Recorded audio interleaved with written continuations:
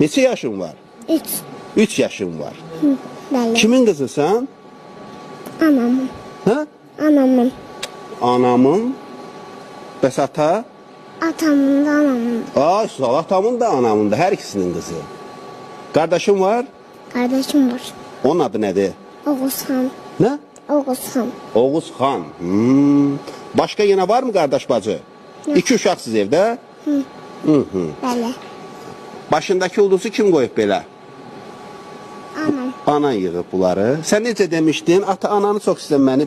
Bir soruş atadan. Soruş orada ata. Soruş bir dənə. Soruş. De. Soruşdu. Soruşurdun. Atamın da anamın da. Ha?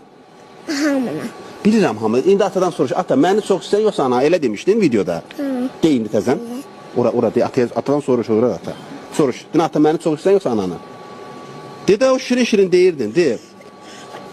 Bir dəfə dedim de. Bir dəfə dedim, nə oldu ki? İndi ikinci dəfə də de, Sağır əminin yanında.